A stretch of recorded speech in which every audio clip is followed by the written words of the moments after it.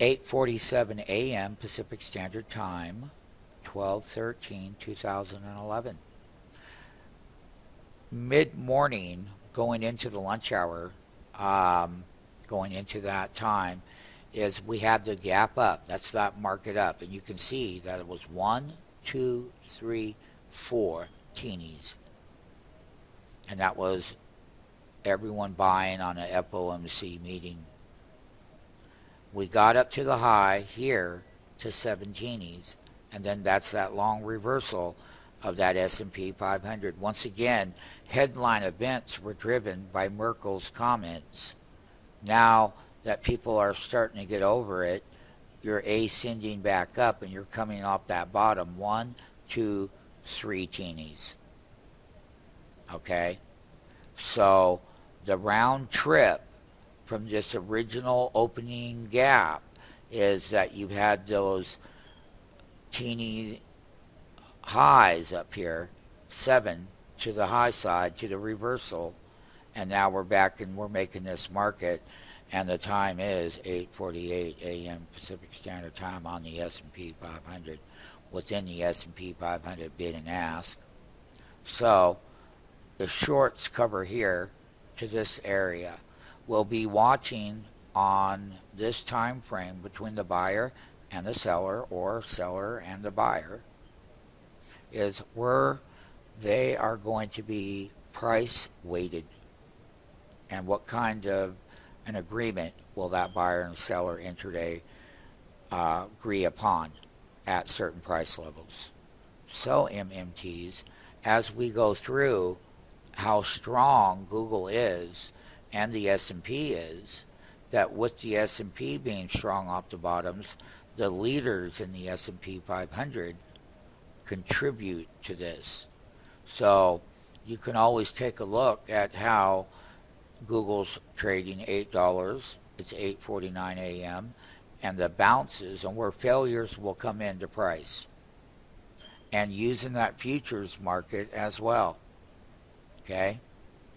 So watch the 3 teenies up and look for, slide that bid bar. And what does that look like? It looks like this. If it'll let me. Let's see here. Let's just take this part of the movement. Here you go. This is that S&P short right here, all the way down. That's your teeny down to that bottom. That's your ascending right here. Okay? And here you have a narrow penny price range reversal. Nothing to get excited about, because ultimately within this bottom structure, that's going to be half bar support 1. You'll be looking for this one to hold, and then ultimately this one to hold. And this is exactly 1, 2 more teenies down to your price level, right in here. That's where that original breakout is. So it's very, very strong, the S&P 500, and so is Google tracking it as well. Here's your bid and ask. Up 853. You can see the uptick here. Intraday FOMC meeting, the S&P 500 long and short tape, 8:50 a.m. Pacific Standard Time. You can clearly see how the diamonds were descending in value, which meant weakness in the name at the time, and getting short. But then understanding buy to cover looks like this within a 2 teeny range, and then they always validate with that little gap down in price, and then that's where they made their lows. And so far we're right here. Now with the amount of short side of the tape versus the long side of the tape at 8:51 a.m. Pacific Standard Time, FOMC meeting Tuesday. They're going to talk about what they're going to do. Everyone wants Q3, because that's exactly what they want, MMTs. So these bars over here, that's going to be an area to watch.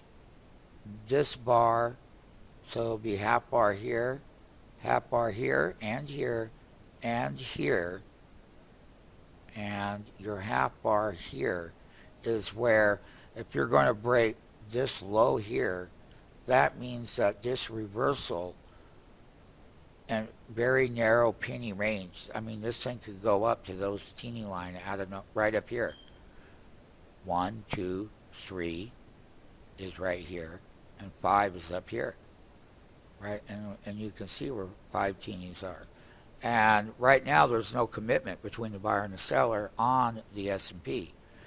And that means that spills over into names like this. There's really not that many buyers and sellers in the name of Google and Apple.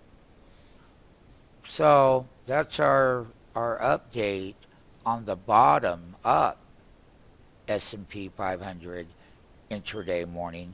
Lunch hour New York time 8 minutes, 8:52 a.m. Pacific Standard Time. Upside resistance levels remain in place. MMTs here now live in the print. That short side was a short side based on headline events.